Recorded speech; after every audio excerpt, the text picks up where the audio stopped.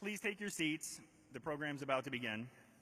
A reminder to silence your cell phones if you have not done so already. Following the performance, there will be a limited amount of time for questions, at which time you may line up at the two microphones in the two center aisles. Ladies and gentlemen, please welcome the 14th Librarian of Congress, Dr. Carla Hayden.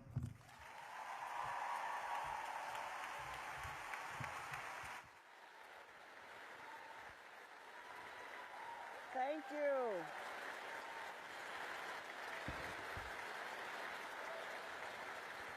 Thank you. And welcome all of you to the 16th Annual Library of Congress National Book Festival. It is truly a thrill to be here and open the festival on the very first main stage of the festival. For all of the many years that the library has brought this magnificent celebration of books and reading, it's the first time the library's been able to offer such a large hall and the ability to accommodate all of you to hear the exciting writers who will present their books on this stage throughout the day. And today, through the power of technology that I am hearing coming right with me, we are able to live stream this event to the library's Facebook page.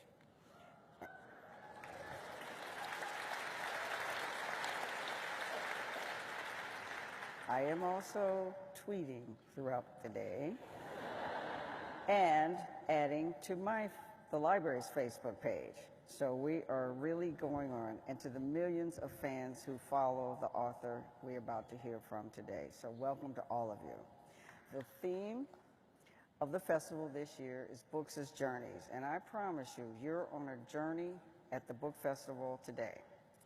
Now this morning, it is my distinct pleasure to confer a literary and literacy champion citation to a very special individual who embodies the work we, and it's wonderful to say we, at the Library of Congress do every day to promote reading, education, scholarship, creativity, and the importance of books to our culture. This year, I am proud to confer a Library of Congress Literacy Champion citation to Mr. Stephen King.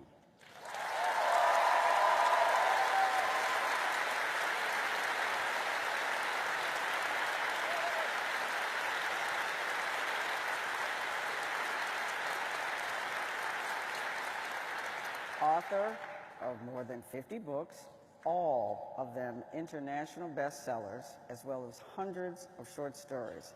And you all know Stephen King's work throughout his career, from Carrie to Salem's Lot to The Shining to Shimshak Redemption, and now to his latest, End of Watch. He has continually brought us spellbinding fiction that makes us read, keeps us reading, and fixes us to the edges of our seats. I'm sure you all know about the many motion pictures that have been made from his books, and just last year, the movie Shawshank Redemption was named to the Library of Congress's National Film Registry and will be preserved there because of its great cultural importance.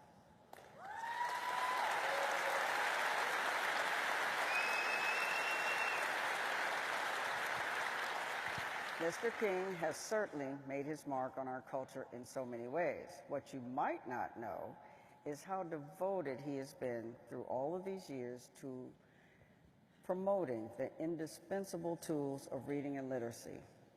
Here is a writer who cares about libraries, universities, and education at large, a prolific storyteller who has worked tirelessly to ensure that the children of his state have what it takes to read, learn, and become vital participants of our American culture. We are proud to single him out now for that effort, an individual who not only gives back to his readers, but ensures that the number of readers grows. So please join me in celebrating this singularly caring and engaged American writer, our Library of Congress literacy champion, Mr. Stephen King.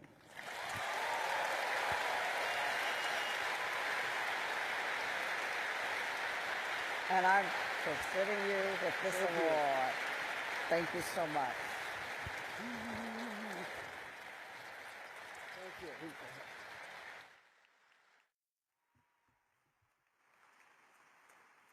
Thank you.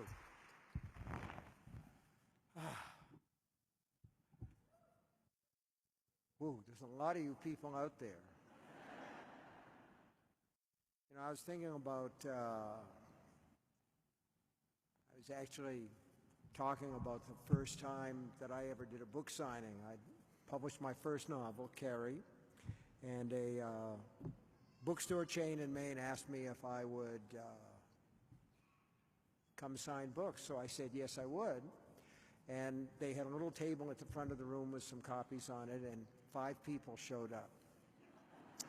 3 of them were college friends of mine who had clubbed together to buy 1 copy of the book, and the other one was a fat little child who wanted the Kung Fu books. So I helped him find those books, and I guess he became a satisfied customer. But it's strange to see so many people. Writers are supposed to be secret agents. We're supposed to observe you. You're not supposed to observe us. It's very strange to have that happen. Man, I published a book. You know, it's funny, I foresaw Donald Trump. I wrote a book called The Dead Zone. And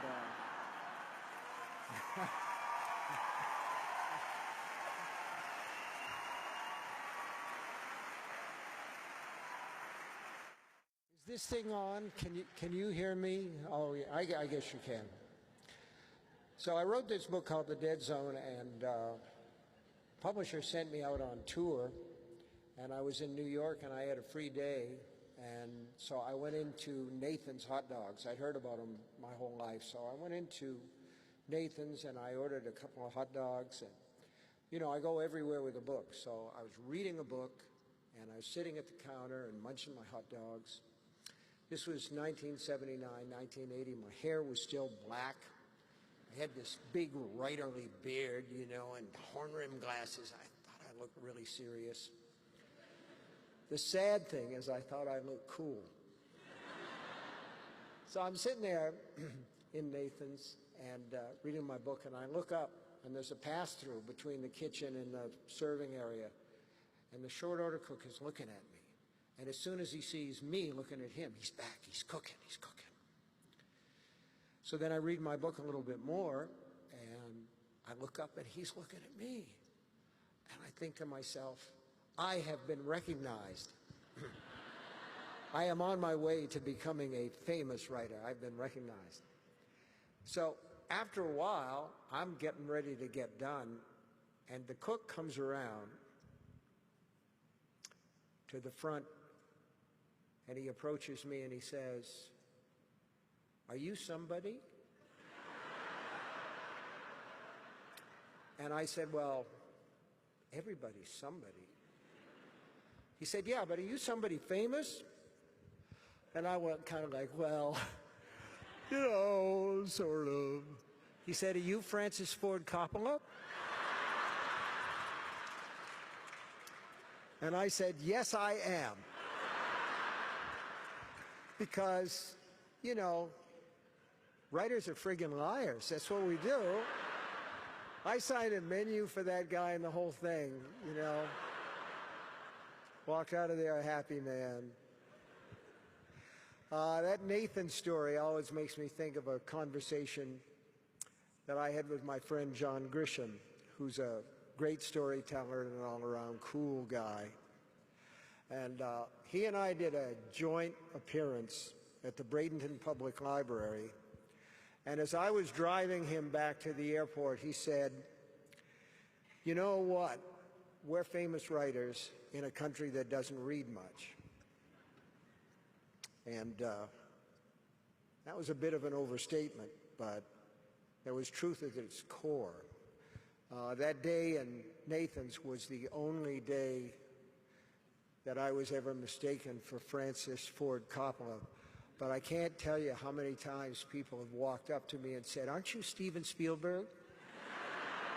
They get this like crossed circuit in their mind or something like that. And so my response is, you got your wires crossed, because he scared people with a shark and I scared people with a clown.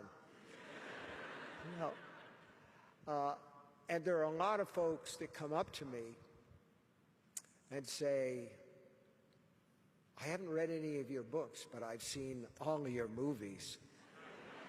And if they say they've seen all of my movies, I think, oh, you poor sap, you actually saw The Mangler. You saw all those Children of the Corn sequels. I mean, those are the most embarrassing things in the whole world. But there are like 7 Children of the Corn movies. And the one that I really always wanted to see was the Children of the Corn meet Leprechaun, you know. That would have been a good crossover thing. I was in a supermarket. This was in Florida. My wife and I have a place in Florida. We didn't really want to go, but we turned 65 and it's the law. Kind of have to go down there to Florida. And my wife does the regular shopping, but in the middle of the week, if there's stuff we need, she will send me because she feels like I can't fuck it up too bad. And so I was in there one day, and I was in the housewares aisle, and this woman came around the corner. She was in one of the, you know, the things, you know, they have these electric carts for people that don't have really good mobility. I'm always afraid one's going to stroke out and the thing's going to go all maximum overdrive, crash into everything. But she was a, you know, almost a Florida stereotype. She had the golf tan, you know, she's about 140 years old, and the golf shirt. And she looked at me, and then she looked away, and then she looked back, and she said, I know who you are. You're Stephen King. You make all those scary movies. Well, some people like those, but I don't care for movies like that. I like uplifting things like that Shawshank Redemption. And I was flabbergasted, man. And I said, I wrote that. And she said, no, you didn't. So, anyway, all of which shouldn't bring me to the subject of literacy, but does. And I don't ordinarily speak from a prepared script, which I have here on my trusty iPad. I prefer to wander around and sort of free associate. But on a subject like this, I thought a few more focused remarks might be in order. And a chance to prove that even at my advanced age, I turned 69 2 days ago.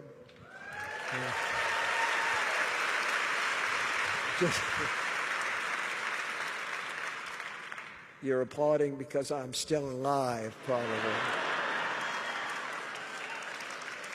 You know, the one thing that I don't want is, and this will happen, it won't happen this year, but once you turn 70, you're an authentic geezer.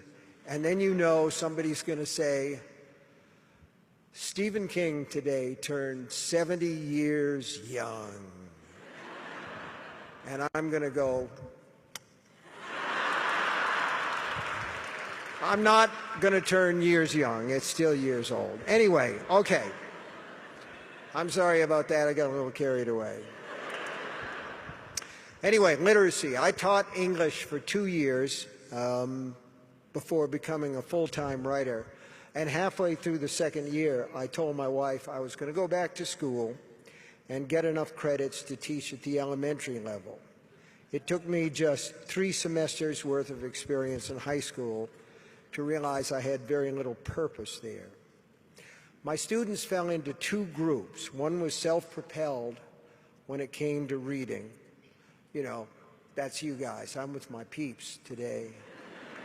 They were inner-directed, as the sociologists say, and eager to discuss what they had read. The other group consisted of kids who were never going to read for pleasure and who regarded each assignment whether it was James Thurber or James Dickey, as a valueless trudge. These were the kids who were going to grow up watching TV and who would write as seldom as possible. Their adventures in writing, once they became adults in this computer age, would mostly consist of text messages, emails assisted by spell check, and updating their Facebook pages, in which in many cases would consist mostly of photos. Don't get me wrong, a lot of them were damn good kids. Fine sons, willing workers, wonderful daughters, exceptional school citizens, each with his or her own talent, whether it was hitting a baseball or sewing costumes for a class play. It was just that when some of these kids, many even, came into my living with English class, the light went out of their eyes. And no matter what I did, that light did not come back on until the bell rang. These were the ones I began to understand who lived in homes where there were few books and who would have few in their own homes when they grew up. And while some might occasionally bring home a supermarket paper like the National Enquirer, few or none of them were going to be subscribers to the Atlantic or the New Yorker. Their knowledge of world events would come from the Today Show, Fox News, or possibly Rush Limbaugh. The poetry they read would come mostly on greeting cards. This was the world of non-readers I saw when I was 23. Many of the kids in my classrooms back then had considered reading, tried it, found it wholly dispensable, hard work with no reward. I wanted to get them when they were 6 or 7 and new to the whole deal. You know, the old tabula rasa thing? My wife was in favor. She was raised Catholic and quoted a line which she said was part of the dogma, "Give them to me," meaning Mother Church, "when they're young and they're mine forever." I wanted to get them while I still had a chance to convince them that reading is more than a door opener to a better job. It's cool, it's a kick, it's a buzz, plain old fun. Non-readers live just one single life. It may be a good one, it may be a great one, but a reader can live thousands. I wanted kids that were still open to that idea. Sometimes, when the right book falls into the right pair of hands, it lights a fire and leads to others. I'm always thrilled when someone tells me in person or in a letter that something that I wrote pleased them and led them onward from there, and in some cases upward. God knows I never made the mistake of thinking that I was Herman Melville. I chickened out today. I was going to wear a T-shirt. I've got it in my suitcase, and finally I decided not to, and I wore this red one again. Red is supposed to be a power color. My shirt is the color of Donald Trump's tie. Yes, ladies and gentlemen. Anyway, I've got a shirt that says "Real Men Read," and I wear it every chance that I get because I remember being sneered at as a kid sometimes. There's Stevie, a farmer up the road, sometimes said. He's always got his nose in a book. I have days when I'd like to go back in time, collar that tractor jockey in his John Deere cap and say, "That's right, Al, always with my nose in a book, and these days with my ass in a Mercedes."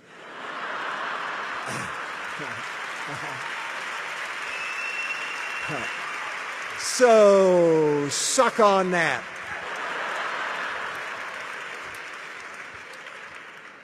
It's a low fantasy, I admit, but I never pretended to be Mahatma Gandhi.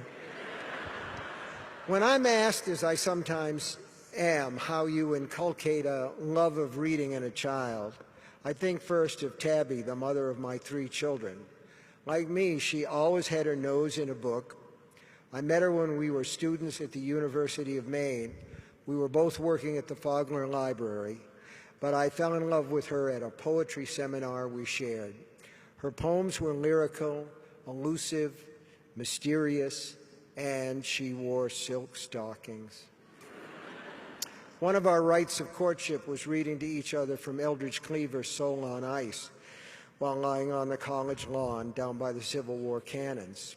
She had memories of the Old Town Public Library. I, having grown up in a much smaller burg, had my own of the big green bookmobile that lumbered down our dirt road once a week in the summertime and parked in front of the one-room school where Miss Heisler taught all 8 grades. I was in the 5th grade class when the bookmobile started its visits and was the best student in my class. There were 3 of us. Tabby and I both had library cards at the Bangor Public Library when we said our I do's, and because one of our vows was, what's mine is yours and what's yours is mine, we merged those cards in what we called our joint book account. We had a baby girl when we were married, had another on the way. Call us crazy if you want, but we did. And at first, the only job I could get was washing motel sheets and restaurant tablecloths in an industrial laundry. Tab worked part-time at Dunkin' Donuts. She had the cutest pink uniform you ever saw in your life. I hardly need to say we didn't have much money. Our car was an old Buick, constantly in danger of vomiting up its transmission. Our TV was a black and white portable that only got one station, and for a while we had no phone. Credit cards, forget about it. But all through that period, we held on to our memberships in the Book of the Month Club and the Literary Guild for dear life. And I can still remember sitting on the rickety porch of a tenement apartment building in Bangor, our little girl playing in the dirt below us, Tabby reading some arduous American history tome, and me reading Larry McMurtry's Moving On, that month's Literary Guild selection. I hold no nostalgic affection for the apartment, which was a pit, but great affection for the books. And I want to point out that years later, our eldest son named his dog McMurtry. Most of our pets have names from writers, and the exception is our current corgi, Molly, who is a thing of evil. The less said about her, the better. Anyway, the kids. We never kept them away from the television. We never did. We used it unashamedly as a babysitter between 4 in the afternoon and 6 in the evening, which was a time of day that Tabby's mother, who raised 8 kids, used to call the hours God never should have made. We never told them they must read, but they saw that the shelves were filled with books, and Mom and Dad never went any place without one in hand or tucked under an arm. We read to them every day, of course, but not to improve their minds, but to amuse them, to stop the constant squabbling, and to keep them from ripping the goddamn house apart on rainy days. I became a connoisseur of kitty lit, enjoyed Dr. Seuss, loved Maurice Sendak, got a kick out of Curious George, who was always up to crazy shit, could take the Berenstain Bears or leave them. The absolute bane of my existence was Richard Scarry. With these crowded and somehow unsettling pages of turtles, dogs, trucks, cats driving red racing cars, bulldozers, serial killers, monsters from beyond the rim of time. I have PTSD flashbacks to those days. 2 kids sitting on my lap, one with a leaky diaper, both of them wanting to know, where's the rabbit in this one, Daddy? Sometimes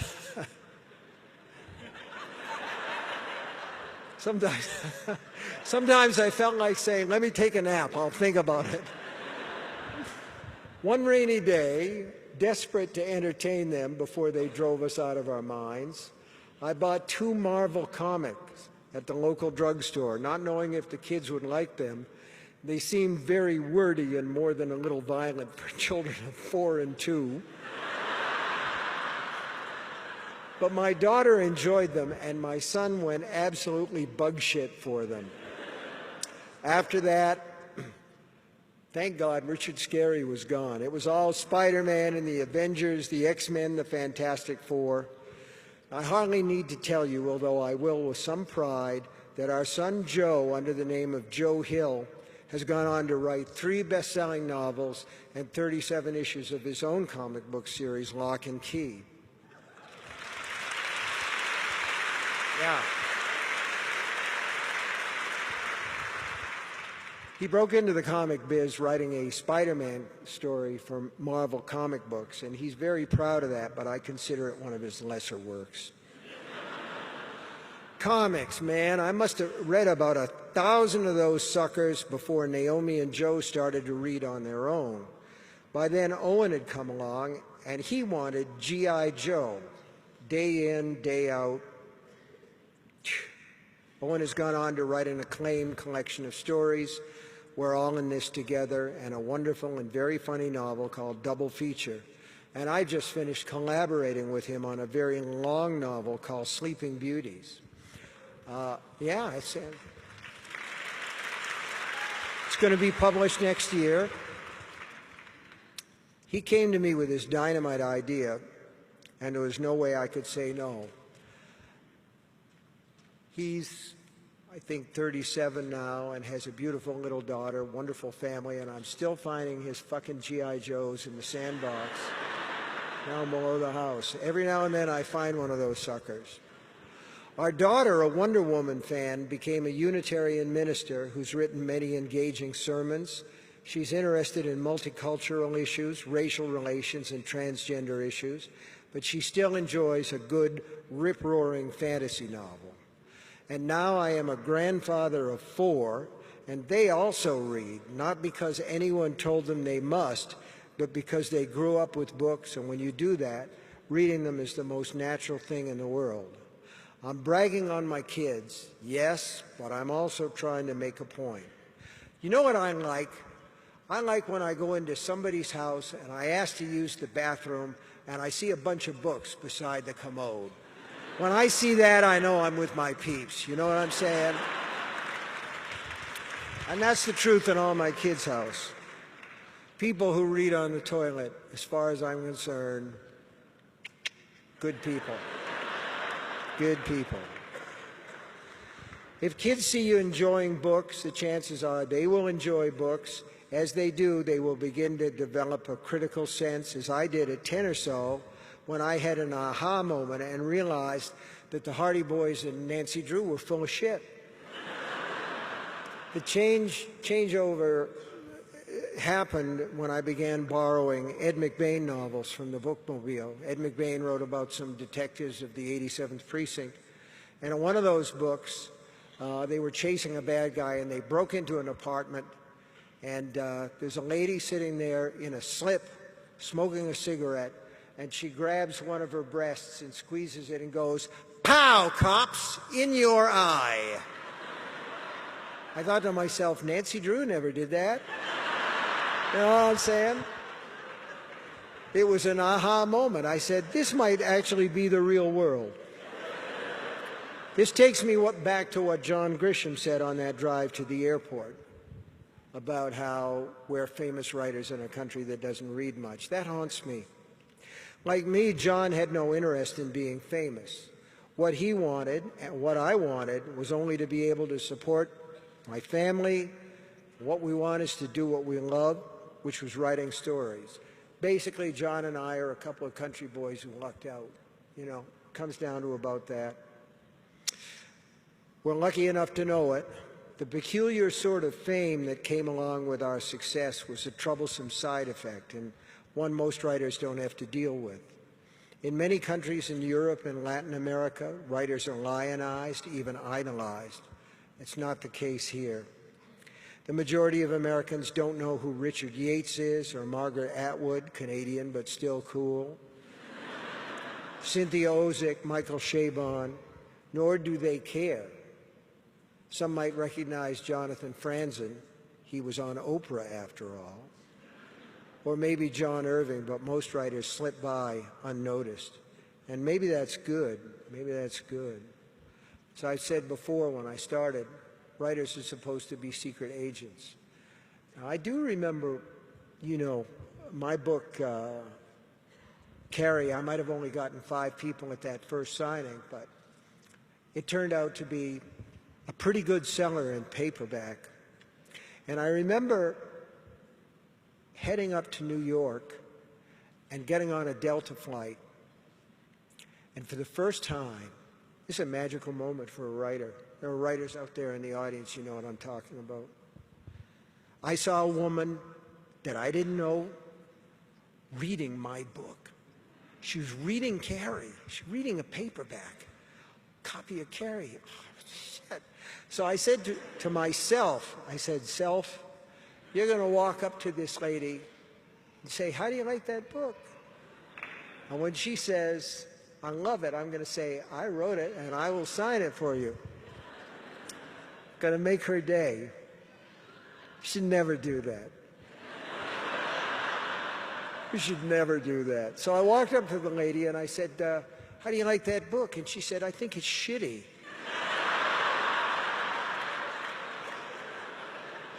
And I said, okay. Well, I said, oh, thank you very much for your opinion.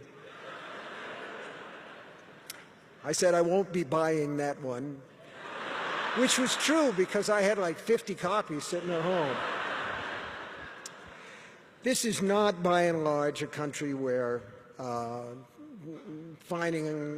seeing writers on the street and running after them, paparazzi, it's not really a problem. Americans don't argue about books.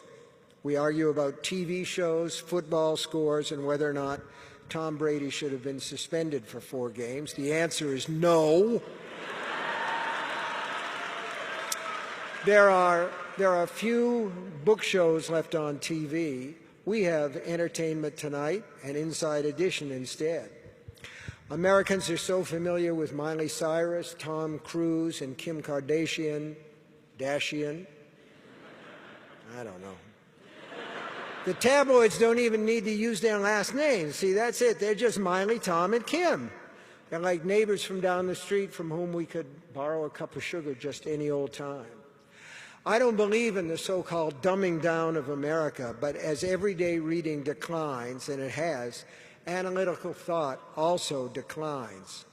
Reading is for fun, and for me that's a big deal, but it also sharpens the nose for the unmistakable odor of bullshit. My wife and I do what we can to support reading on our little patch by trying to support literacy on a local level. I'm conflicted about discussing that stuff in front of an audience because on one hand I grew up believing that giving was supposed to be a private thing and not a matter for self-aggrandizement, of saying, look at what a great and generous guy I am, which would be ridiculous anyway because I've been given a great deal and I can afford to give back. And really, what's the downside? I'm not going to take it with me. There are no pockets in a shroud. On the other hand, it's a way of setting an example of saying, go and do thou likewise. For my wife and me, libraries were a lifeline at a time when we could rarely afford books or even paperbacks. And the same is true for others today. We live in a rural state where most even small-town libraries are flat broke. It's because the small towns can't afford to support them, and the reason they can't is because the people in those towns vote for the dough to go to other places. Libraries are not seen as a priority when there are potholes in the road. Sure, cash is tight, but it always is. The other part of the problem is this. We live in a society where many believe that libraries and other cultural endeavors, everything from Shakespeare in the Park to poetry slams and free concerts, are of minor importance, as if learning to think is a thing that just happens naturally, like learning to walk. Believe me, it's not. Learning to think is a result of hard work and steady effort. The result of this disregard is too much illiteracy or semi-literacy in a national population where large numbers of people are lazy thinkers without any of that nose for bullshit. Politicians are allowed to slide by with generalities rather than specific. Note the way Donald Trump falls back on saying this and such is going to be huge, or this and such is beautiful. You know, any writer or reader worth his salt can only roll his eyes and say, those words by themselves mean absolutely nothing. Trump makes me wince not as a Democrat, which I am, but as a writer and reader. Listening to his speeches,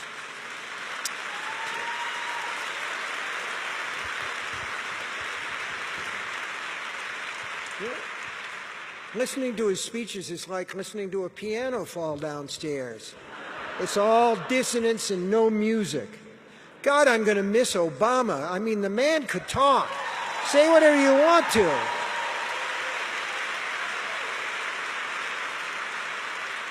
The guy knew how to talk through his poetry. There's always been music in the stuff that he says. When not dealing in generalities, elected officials who are supposed to be the best, the smartest, often resort to outright misinformation.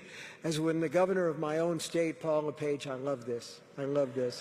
He told a town hall audience that asylum seekers were bringing the Zika fly to Maine. The statement is mind-boggling in its own right. That Governor LePage might have believed it is more so, that many accept it as a fact is the most mind-boggling thing of all. It's like watching a grown-up nod and say, yeah, Santa, small sleigh, that makes sense, yeah. The ability to think clearly and logically leads to good decision-making, and I believe the ability to think clearly grows along with the ability to read.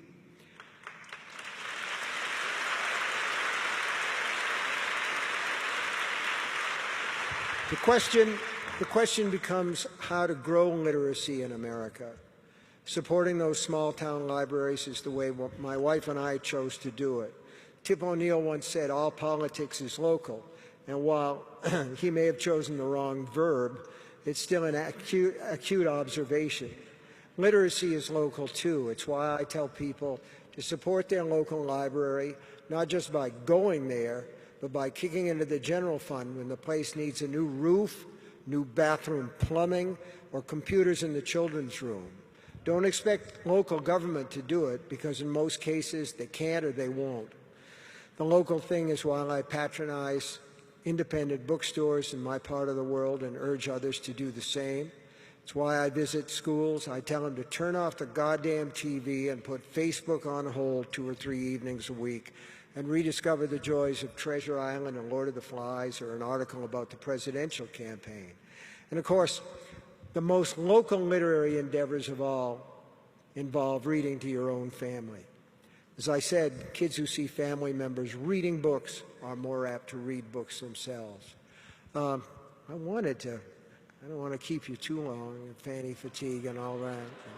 You know, I was talking about being a secret agent and all that stuff, and how writers kind of slide by in this society.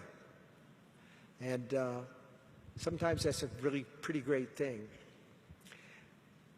My wife and I were down in Florida. This was before the law insisted that we had to move there. You know, we were down there for a vacation, and it was, I think it was in the 80s, because I think by that time I'd switched publishers to Scribner's, Simon & Schuster. But my wife and I were going to a movie, and, you know, we were just headed there, walking down the street, hand in hand, and there was this Lincoln Continental at the curb.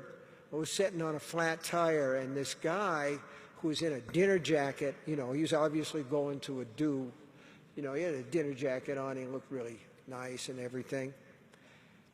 I'm walking along, my wife's in her jeans, I'm in my jeans, I'm wearing a T-shirt, some Red Sox guy on it or something.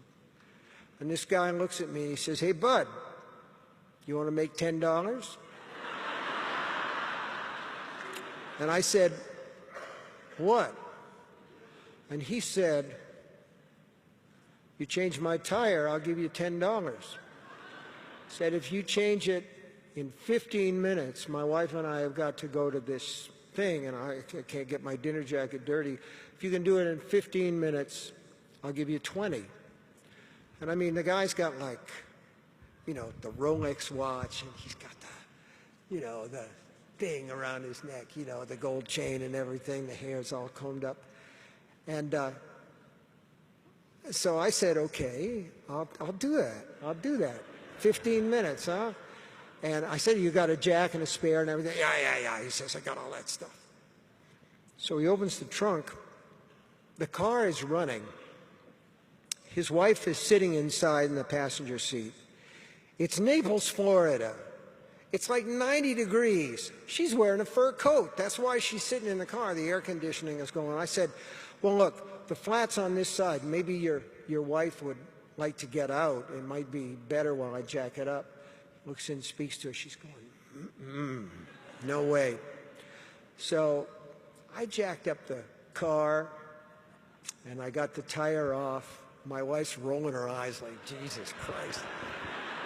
And this guy is like tapping me on the shoulder and going like this with his watch, you know, like, hurry it up, son.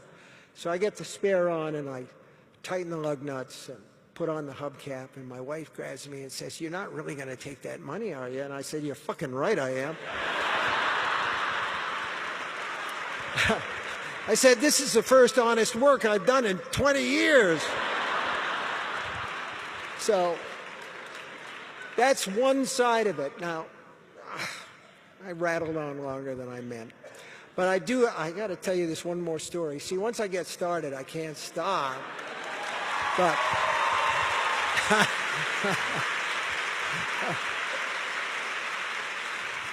this is the other side of that coin, okay? I wrote a book called Christine back in the day, and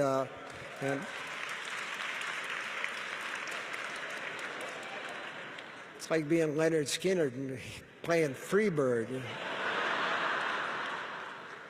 in a way, in a small way. So anyway, I wrote this book called Christine. It had all these song lyrics at the beginning of it, and I knew this guy named Dave Marsh, and I wanted to use some lyrics from a songwriter and singer named Bruce Springsteen. And so I got in touch with Dave, and you know, a lot of the people, song privileges, when you use them, the permissions that they want, they ask you for a lot of money. But Bruce and Bob Dylan have always been good about that. They ask for like $50 because they control all their rights. And so I got the rights to the song, and Dave Marsh said, the next time you're in New York, Bruce would like to have dinner with you. Would you like to have dinner with Bruce Springsteen? And I'm like, well, let me think about that a little bit. Gee, I don't know. You know, this was around the time of the Nebraska album. So he had, you know, come on the scene, and I loved his work, man. I don't know how you can grow up in a working class community and not like Bruce. But anyway, so that happened, actually. So Dave gets in touch with me, and he says, well, it's this little supper place. It's like an Irish steam table kind of place on the east side. So I went down there, and Bruce was sitting at the bar and having a white wine. And we went and sat in the back, and we ordered our food, and we're talking about books and music and movies and all this stuff. We're having a great time. And these three people came in, and you knew that there was a story right there, because it was a man and a woman in their middle age, and it was a girl of about 16 who was dressed to the nines in a nice dress with an empire waist, and the hair was done, and she looked so happy, and her parents were happy too. And they sat down somewhere and ordered, and there was a birthday cake. It was her birthday. She was like 16 or 17 years old. And you know how they do in a restaurant. There's the cake, there's the candles, and 2 or 3 of the wait staff sing happy birthday, and, you know, people clap, and Bruce and I and Dave Marsh clapped, and they had the cake. So she happened to look over our way, and her eyes just widened. And she got up, and I'll never forget it, because it was like she was in this dream. you know? And she just walked toward us, and it was like she was walking on air. And Bruce was wearing a denim jacket, and he reached inside to get his pen. She never fucking looked at him. Okay? She never did.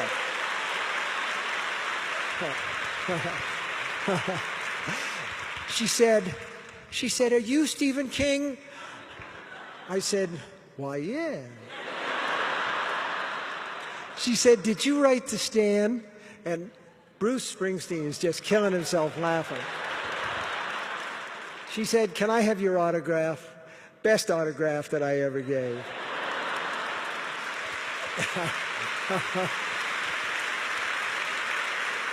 Yeah. And you're the best audience that I've ever had. This is great.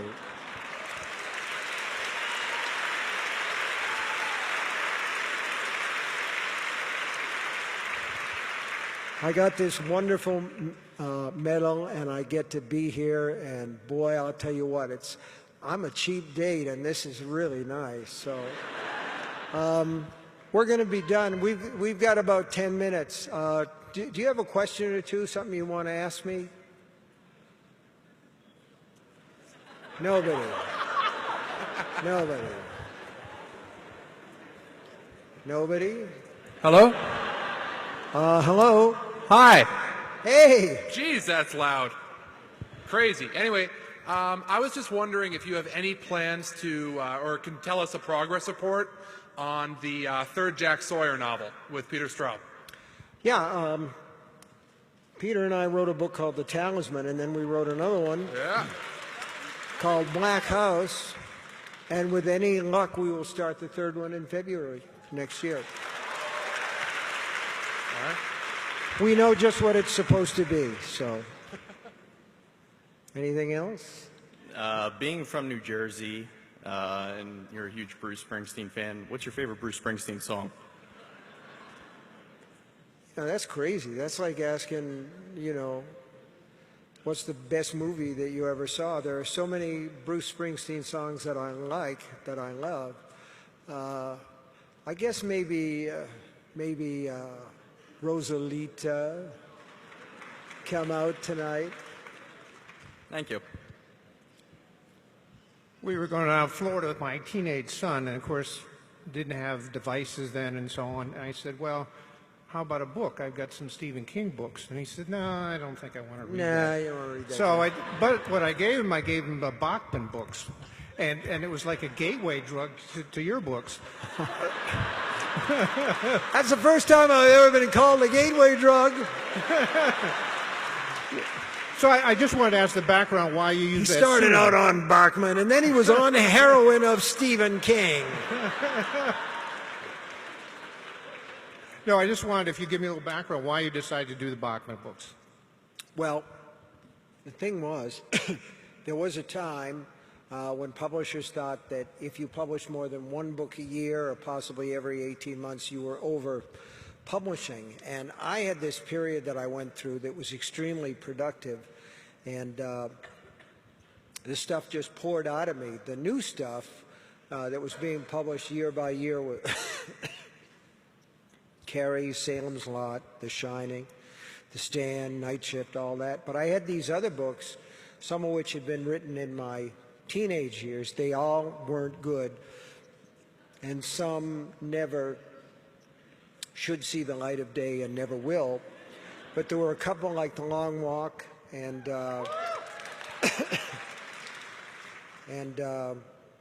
Roadwork that I thought were pretty good. So they were published as paperback originals, and the original name that I had decided to publish those books under was my grandfather's name, Guy Pillsbury. And I got a panic call from the editor 2 or 3 days before the books went to press and said, the copyright got out and it's under your name, and people will find out that Guy Pillsbury is you, so you need another name and you need it right away. And I was reading a paperback novel by Richard Stark, and Bachman Turner Overdrive was on the stereo. So I said, call me Richard Bachman, and that's what happened.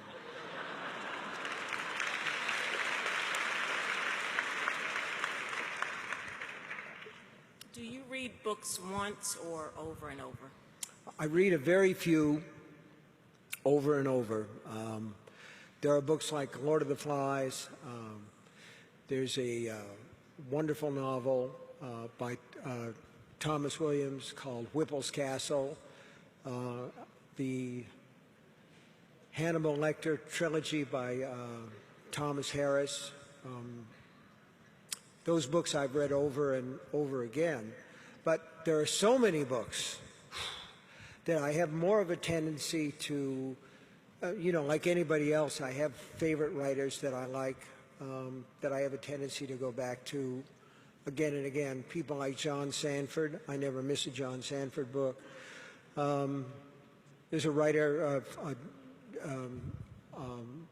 Dutch writer named Herman Koch that I really enjoy. Of course, like everybody else in the world, I read those books about Elizabeth Salander. I didn't think the guy was much of a writer, but geez, could he ever narrate? So I like those. So I have a tendency to move along because you only get so many books, and I'm haunted sometimes by the thought of all the great books that I've missed somewhere along the line. But it's like having misplaced socks, but only worse. Something else. I'm going as fast as I can because they're going to kick us all out of here. I didn't have a single question. I just wanted you to stand still so I could get an unfettered picture.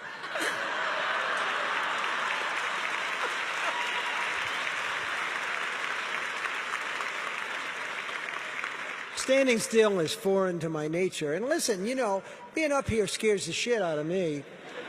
Okay, that's a lot of people. I'm a guy who does my best work in a room all by myself. Of course, I'm also a guy who does his best work in a room with somebody else, but no, all I'm doing is styling a little bit with you.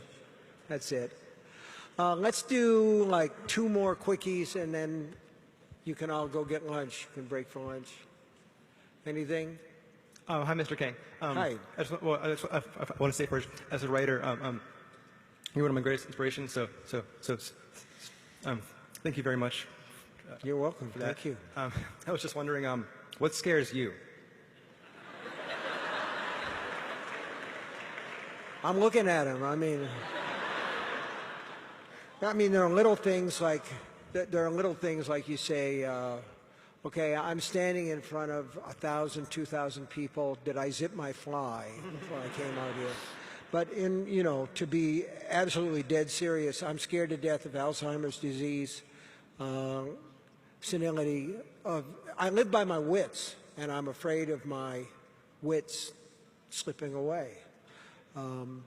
Otherwise, I'm afraid of, I guess just about everything. Spiders are a great big no-no with me. I hate the idea of spiders. And of course, a lot of this stuff was inculcated in me at a very young age. My mother started us off on Bambi and then moved directly on to Dr. Jekyll and Mr. Hyde. And one of her favorite stories was she talked about, she was one of, I think, 8 or 9 kids, grew up in Scarborough, Maine. This was around the turn of the century. And once a week, a guy came along, and he would trade stuff, and he had gum for the kids. And you had to chew that piece of gum all week. So my mother had this gum, you chew it and put it on the bedpost at night, and it would harden up, and the next morning you'd have to pop it in and soften it up so it was good to go for another day. Now, one night after my mother put her gum on the bedpost, a moth came down and lit on it and got stuck. And when she woke up the next morning, she didn't look. She just popped her gum into her mouth. She said she bit it in half, and the 2 halves were fluttering inside her mouth. And I thought to myself, Mom, at some point I'm going to use that. And that's just what I did. One more. All right. Thank you very much. Real quick. Dark Tower is my favorite book series of all time. Well, thank you. So I'm curious, as an author who has had so many movies written from their books, how nervous or worried do you get when somebody like Roland, who you've spent so much time with, is going to be put up on the big screen? Well, I'm more nervous about this than I am most of them. In most cases, my feeling is if somebody buys a book to make a movie out of or a TV series, it's like sending a kid off to college, okay? You hope that they're going to do a good job and that they're not going to get into trouble and they're not going to get expelled and they're not going to be arrested or anything like that. But every now and then, that happens. You just hope for the best, and I've had terrific luck with, between Shawshank, which I really did write, by the way, and The Green Mile and Misery and Stand By Me. There've been a bunch of stuff. Thank you. But remember, I didn't write those movies. I just wrote the source, although I think a lot of times the movies are better. This is just my personal opinion. That when they stick closer to the source, they tend to be a little better. But the fans of The Dark Tower are so loyal and so, I started to say rabid, but that was the wrong word. Make you think of Cujo. But they care about those books, and so I want the movies to be good, and so I'm a little bit nervous about it. But, it's a thrill. It's going to be a thrill. I've seen some of the dailies and some of the rushes from the movie, and it looks right. So I got my fingers crossed. Listen, you guys have been great to me. Thank you so much. Thank you.